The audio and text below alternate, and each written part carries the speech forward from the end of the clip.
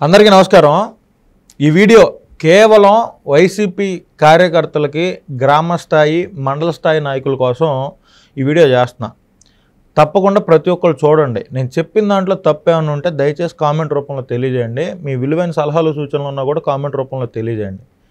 విషయం ఏంటంటే జగన్మోహన్ రెడ్డి గారి కోసం మీరు పర్టికులర్గా వైఎస్ఆర్ కాంగ్రెస్ పార్టీకి సంబంధించిన నాయకులు కార్యకర్తలు ఎవరైనా 2011లో జగన్మోహన్ రెడ్డి గారు కాంగ్రెస్ పార్టీ నుంచి బయటకు వచ్చేసి వైఎస్ఆర్ కాంగ్రెస్ పార్టీ అని పెట్టి ఆయన మళ్ళీ కడప ఎంపీగా పోటీ చేసిన దగ్గర నుంచి నేటి వరకు అంటే దాదాపుగా 14 సంవత్సరాలైంది। ఈ 14 సంవత్సరాలు మీరు జగన్మోహన్ రెడ్డి గారి కోసం వైఎస్ రాజశేఖర రెడ్డి గారి మీద ఉన్న అభిమానంతో ఆ జెండా పట్టుకొని తిరుగుతూనే ఉన్నారు। 2014లో మీ పార్టీ ఓడిపోయింది। 2019లో అప్రతిహతమైన మెజార్టీ తోటి 151 సీట్లతోటి గెలిచింది। అయితే అప్పటికి మీరు 9 ఏళ్ల నుంచి పార్టీ జెండా పట్టుకొని తిరిగారు। ఆ పార్టీ అధికారంలోకి వచ్చిన తర్వాత ఇళ్ల పట్టాలు జగనన్న కాలనీలు అని చెప్పి ప్రతి గ్రామంలో 10 లక్షలు వాల్యూ చేసే పొలాన్ని 20 లక్షలు 25 లక్షలు 30 లక్షలు పెట్టి కొంది కదా। ఒక్క నాయకుడికైనా ఒక్క కార్యకర్తకైనా జగన్మోహన్ రెడ్డి ఆ కాంట్రాక్టులు ఏదైతే ఆ రోడ్లు ఆ కాలనీల్లో గ్రావెల్ రోడ్లు వేయటం ఎర్త్ ఫిల్లింగ్ చేయటం ఇట్లాంటి కాంట్రాక్ట్లు ఏమైనా ఇచ్చాడా? ఒక్క రూపాయి అన్నా మీకు మీ కుటుంబానికి ఆయన ఏమన్నా చేయగలిగాడా? ఇప్పుడు సంక్షేమ పథకాలు ఇచ్చాడు జగన్మోహన్ రెడ్డి, 10,000 ఇచ్చాడు 15,000 ఇచ్చాడంటే అది కాదు, దానివల్ల యూజ్ లేదు। ఇప్పుడు జగన్మోహన్ రెడ్డి 5 సంవత్సరాలు ఇచ్చిన సంక్షేమ పథకాలు ఒక ₹10 మీ దగ్గర ఉందా చెప్పండి? ఒక్క కుటుంబాన్ని అన్నా పైకి తీసుకురావాలని జగన్మోహన్ రెడ్డి ఏమన్నా ప్రయత్నించడమో చెప్పండి। పైగా మీరు లోకల్లో పనిచేశారు, మీ నాయకులు ఎవరైతే వైఎస్ఆర్ కాంగ్రెస్ పార్టీకి సంబంధించిన ఎమ్మెల్యేలు కావచ్చు ఇన్ఛార్జీలు కావచ్చు వాళ్ళ కోసం మీరు విపరీతంగా పనిచేశారు ఆ 9 ఏళ్ళు। 2019 తర్వాత జగన్మోహన్ రెడ్డి గారి వైఎస్ఆర్ కాంగ్రెస్ పార్టీకి సంబంధించిన ఎమ్మెల్యేని డైరెక్ట్గా వెళ్ళి మీరు కలిసి మాకు ఈ పని చేయండి అని అడిగే అవకాశం మీకుందా? 99% లేదు। మీరు ఒక ఫోన్ చేస్తే ఎమ్మెల్యే ఎప్పుడన్నా అందుబాటులో ఉన్నాడా? లేదు। మీకు న్యాయం చేయాలన్న ఆలోచన ఆ పార్టీలో కానీ ఆ పార్టీకి సంబంధించిన నాయకుల్లో కానీ అధినాయకత్వంలో కానీ లేదు। అధికారంలోకి వచ్చారు 151 సీట్లతోటి। ఎక్కడన్నా వైఎస్ఆర్ కాంగ్రెస్ పార్టీలో గ్రామస్థాయి కార్యకర్తల నుంచి సలహాలు సూచనలు తీసుకుందా వైఎస్ఆర్ కాంగ్రెస్ పార్టీ? సార్ ఇక్కడ ఇబ్బంది ఉంది, ఇక్కడ ఇబ్బంది ఉంది, ఈ ఫుల్ఫిల్ చేసుకోవాలి, ఇక్కడ మనం హామీ ఇచ్చాం అది నెరవేర్చలేదు అని ఎప్పుడన్నా మాట్లాడిందా? లేదు।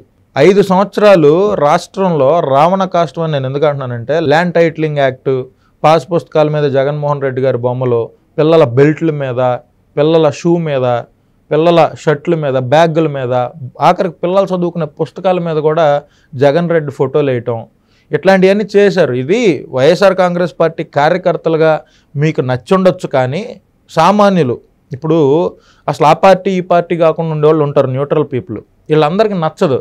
అసలు మన పొలం పాస్ పుస్తకం మీద ఆయన బొమ్మ ఏంది అనుకుంటారు, మన పిల్లోడి పుస్తకాల మీద ఆయన బొమ్మ ఏంది, ఆయన సొంత డబ్బులు ఏమైనా ఇస్తున్నాడా అనుకుంటారు కదా। మరి 5 సంవత్సరాల పాటు మిమ్మల్ని కనీసం పట్టించుకొని జగన్మోహన్ రెడ్డి అనుకో ఈరోజు 2024లో 151 నుంచి 11కు పడిపోయిన తర్వాత రప్ప నరుకుదాం అంటే మిమ్మల్ని రెచ్చగొట్టే వ్యాఖ్యలు చేస్తున్నారు। వాటి గురించి నేను మాట్లాడుతున్నా। ఇంకా ఎలక్షన్కి 4 సంవత్సరాలు ఉంది। గత 5 సంవత్సరాలు అధికారంలో ఉన్నప్పుడు పట్టించుకొని మిమ్మల్ని ఇప్పుడు కేవలం రెచ్చగొట్టడానికి వాడుకుంటున్నారు వాళ్ళ రాజకీయ అవసరాల కోసం వాడుకుంటున్నారు వాళ్ళు మిమ్మల్ని। ఇప్పుడు వైఎస్ఆర్ కాంగ్రెస్ పార్టీలో 151 మంది ఎమ్మెల్యేలుగా చేశారు కదా, ఇప్పటికిప్పుడు 164 నియోజకవర్గాల్లో ఇన్ఛార్జీలు ఉన్నారు కదా, మిగిలిన 11 మంది ఎమ్మెల్యేలు ఉన్నారు కదా జగన్మోహన్ రెడ్డి గారితో కూడా కలిపి। ఈ 175 మందిలో లైమ్ లైట్లో ఎంతమంది కనపడుతున్నారు? రోజా, పేరుని నాని, అంబటి రాంబాబు, జగన్మోహన్ రెడ్డి, వీళ్ళు కాకుండా అసలు లైమ్ లైట్లో వచ్చి అది జరుగుతుంది ఇది జరుగుతుందని చెప్పేవాళ్ళు ఎవరు? మొన్నటి వరకు విడదల రజనీ గారు వచ్చారు, తర్వాత ఆవిడ కనపడట్లేదు। పార్టీ అధికారంలో ఉండగా కొడాలి నాని ఎంత దారుణంగా మాట్లాడాడు ప్రతిపక్ష నాయకుల గురించి కానీ ప్రతిపక్షాల గురించి కానీ ఇంకో దేని గురించి కానీ। శ్రీధర్ అప్పలరాజు ఎంత దారుణంగా మాట్లాడాడు। అసెంబ్లీలో ఎన్ని రకాలుగా ఎంతమంది జగన్మోహన్ రెడ్డి గారికి భజన చేశారు। జోగి రమేష్ అనే వ్యక్తి చంద్రబాబు నాయుడు గారి ఇంటి మీదకి రాడ్లు తీసుకొని వెళ్ళి రచ్చరచ్చ చేస్తే తర్వాత మినిస్టర్ అయ్యాడు కదా। మరి ఇప్పుడు జోగిరాజు ఎక్కడ కనపడ్డేంటి? మల్లాది విష్ణు కనపడ్డేంటి? వీళ్ళందరూ అసలు ఎవ్వరూ బయటికి రాకుండా జగన్మోహన్ రెడ్డి గారు ఒక 4-5 మీడియాల ముందు పెట్టి వాళ్ళ చేత మిమ్మల్ని రెచ్చగొట్టి మీ యొక్క స్వతంత్రాన్ని అడ్డుకుంటున్నారని నా ఫీలింగ్। రేపు ఏదన్నా మీరు బయటకు వచ్చి వాళ్ళు ఏదో చెప్పారు కాబట్టి రప్ప నరుకుతాను ఫ్లెక్సీలు పట్టుకోవటమో లేదా ఇంకో రచ్చ చేయటమో లేదా అనుమతులు లేని ర్యాలీల్లోనో దీక్షల్లోనో పాల్గొనటమో మీకు పార్టీ మీద అభిమానం ఉండొచ్చు, మీరు పాల్గొనటమో చేస్తే ఒకవేళ పోలీసులు కేసు బుక్ చేసి లోపలేశారనుకోండి, పరిస్థితి ఏంటి? అప్పుడు ఆదుకోవడానికి ఎవరు వస్తారు? మిమ్మల్ని ఎవరు రారు. తెలుగుదేశం పార్టీలో ఒకటి ఉంటుంది, నేను చెప్తున్నా, తెలుగుదేశం పార్టీ కోసం పనిచేసే వాళ్ళ మీద ఎవరి మీదైనా అక్రమ కేసులు బనాయిస్తే 100% పార్టీ వాళ్ళ గురించి ఆలోచిస్తుంది. పార్టీ తరపున న్యాయవాదులు వాళ్ళ తరపున పోరాడతారు. ఇది కొన్ని వందల సార్లు ప్రూవ్ అయింది, వందల సార్లు. జగన్మోహన్ రెడ్డి గారి తరపున పోరాడిన, పోట్లాడిన, కొట్లాడిన, జైళ్ళకి వెళ్ళిన బయటకు తీసుకొచ్చేదానికి ఒక్క లాయర్ అన్న వైఎస్ఆర్ కాంగ్రెస్ పార్టీలో ఉన్నారా? ఆఖరికి నాయకులకే, ఇప్పుడు వల్లభనేని వంశీ ఉన్నాడు, బోరుగడ్డ అనిల్ ఉన్నాడు, నందిగం సురేష్ ఉన్నాడు, కాకాని గోవర్ధన్ రెడ్డి ఉన్నాడు, ఇంకెవరు చెవిరెడ్డి భాస్కర్ రెడ్డి ఉన్నాడు. ఇట్లాంటి వాళ్ళకే దిక్కు లేదు అక్కడ. వాళ్ళు జగన్మోహన్ రెడ్డికి అత్యంత సన్నిహితులు. ఎంత సన్నిహితులు అంటే వితౌట్ అపాయింట్మెంట్ తాడేపల్లి ప్యాలెస్ లోపలికి వెళ్ళిపోయి జగన్మోహన్ రెడ్డితో కూర్చునేటువంటి మనుషులు వాళ్ళు. వాళ్ళకే దిక్కు లేదు. వాళ్ళందరి తరపున పోరాడేది కూడా పొన్నవోలు సుధాకర్ రెడ్డి. మరి ఆయన ఏం మాట్లాడతాడు?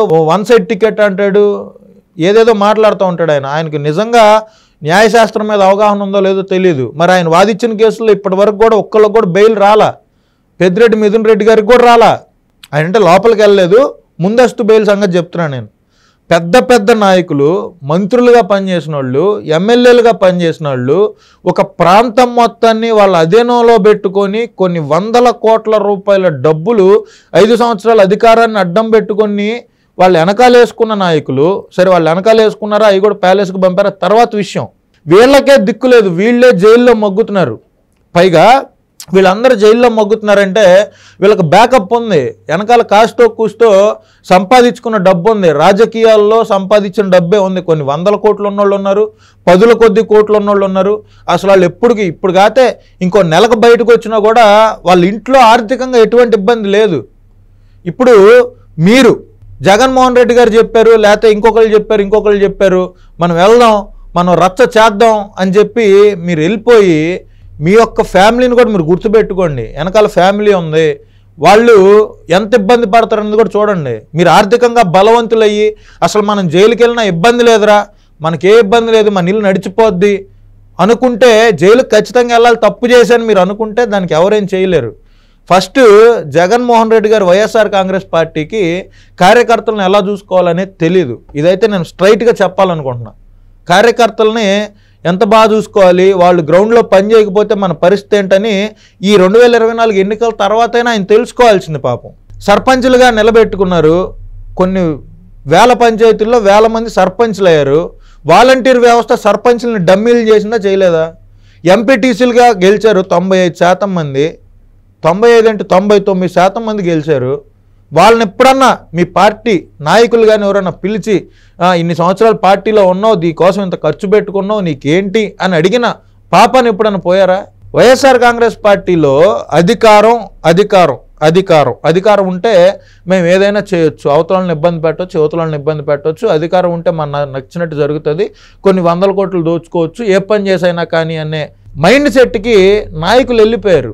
అధికారం లేని రోజు జగన్మోహన్ రెడ్డి గారు ఇక్కడ ఎన్ని రోజులు ఉంటున్నారు? వారానికి చెప్పండి, వారంలో 2 రోజులు లేకపోతే 1 రోజు, అది కూడా ఏదో ఒక ఇష్యూ చేయడానికి వచ్చే వ్యక్తి ఆయన. మిగిలిన 5 రోజులు 6 రోజులు వెళ్తున్నాడు కదా బెంగళూరు. మిగిలిన నాయకులు కూడా ఎవరు కనపడరు కదా అప్పుడు మీకు. ఆంధ్రప్రదేశ్లో జగన్మోహన్ రెడ్డి గారు బెంగళూరు నుంచి వచ్చే టయానికే ఈ నాయకులందరూ బయటకు రావటం, ఆడేదో జరగటం, అందరూ ప్రెస్ మీట్లు పెట్టడమే. కానీ విడి టైం అంతా వీళ్ళందరూ సుఖంగానే ఉంటున్నారు కదా. మీకెందుకు వచ్చింది నొప్పి? మీరు ఇప్పటివరకు రెచ్చిపోయారని నేను చెప్పట్లా. ఇప్పుడు మన పల్నాడు పర్యటనలో ఆ ఫ్లెక్సీలు ఎవరు కొట్టించారో తెలియదు.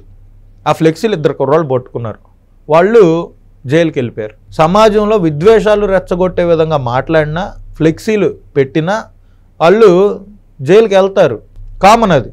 ఇప్పుడు వాళ్ళ తరపున పోరాడడానికి వైసీపీలో ఒక నాయకుడు ఉన్నాడా? వాళ్ళ తరపున పోరాడటానికి వైఎస్ఆర్ కాంగ్రెస్ పార్టీకి సంబంధించిన లాయర్లు ఏమైపోయారు? వాళ్ళు కోర్టులో ఏం వాదిస్తున్నారు? అట్లాగే ఉంటుంది అందరి పరిస్థితి. మీరు ఒక నాయకుడి కోసం కష్టపడినప్పుడు రేపు అధికారంలోకి వచ్చిన తర్వాత కూడా మీ కష్టాన్ని గుర్తించే విధానం ఉండాలి.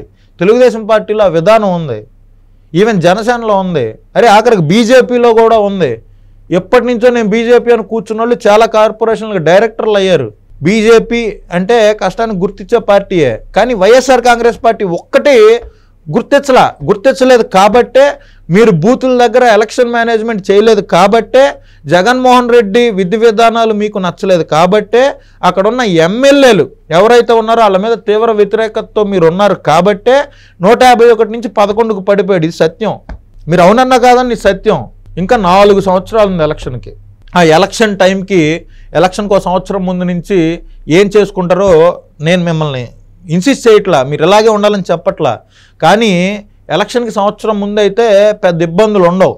ఇప్పటి నుంచే జగన్మోహన్ రెడ్డి వైసీపీ అని కండవాలు పట్టుకొని తిరగండి, అది మీ హక్కు. కానీ అనవసరంగా ప్రజలకి వ్యతిరేకత తీసుకొచ్చే దాంట్లో, ప్రజల్ని రెచ్చగొట్టే ధోరణితోటి మాట్లాడడం కానీ, ఫ్లెక్సీలు పట్టుకొని తిరగడం కానీ, పర్మిషన్లు లేని ర్యాలీలకు వెళ్ళి అనవసరంగా కేసుల్లో చిక్కుకోవటం కానీ మీకు ఇబ్బంది చేకూరుస్తుంది. మీ ఫ్యామిలీలు వెనకాల ఇబ్బంది పడితే, మీరు జైలుకి వెళ్తే వైఎస్ఆర్ కాంగ్రెస్ పార్టీలో మీ తరపున మాట్లాడే నాయకుడు లేడు, మీ తరపున ఫైట్ చేసే ఒక్క లాయర్ లేడు. కేవలం వాళ్ళ రాజకీయ అవసరాల కోసం మిమ్మల్ని వాడుకుంటున్నారు, కేవలం వాళ్ళ రాజకీయ స్వార్థాల కోసమే మిమ్మల్ని బలి చేస్తున్నారు అని చెప్పడం కోసం ఈ వీడియో చేశాను నేను.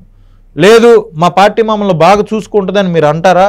గత 5 సంవత్సరాల పరిపాలనలో 2019 నుంచి 2024 దాకా మీ పార్టీ మీకు చేసింది ఏంటో చెప్పండి. మీ పార్టీ మిమ్మల్ని ఏ విధంగా గుర్తించింది, మీకు చేసింది ఏంటి, మిమ్మల్ని ఆర్థికంగా డెవలప్ చేయడానికి చేసింది ఏంటి, లేదా మిమ్మల్ని మీరు బాగా కష్టపడ్డారు కాబట్టి మిమ్మల్ని నాయకుడిని చేయడానికి మీ పార్టీ ఏ విధంగా కష్టపడింది, ఇలాంటివన్నీ మీరు ఆలోచించి నాకు ఒకసారి చెప్పండి. కొంచెం అందరూ సంయమనం పాటించి ఏ పార్టీ ఎలాంటిది, మనం ఇప్పుడు తప్పు చేసి లోపలికి వెళ్తే అని నేను అనట్లేదు, పొరపాటున మనం లోపలికి వెళ్తే మనల్ని బయటికి తీసుకొచ్చే అంత కనీస నాయకత్వం మన పార్టీకి ఉందా లేదా అని ఆలోచించుకొని, మీ నాయకుడు మీరు లోపలికి వెళ్తే బయటికి తీసుకొస్తాడా లేదా, కనీసం మీ గురించి ఆలోచిస్తాడా లేదా అనేది ఆలోచించుకొని మీరు ముందస్తు చర్యలు తీసుకోండి. ఇది మీ అందరికీ ఒకసారి వివరించాలని చెప్పి వీడియో చేయడం జరిగింది. అందరికీ నమస్కారం.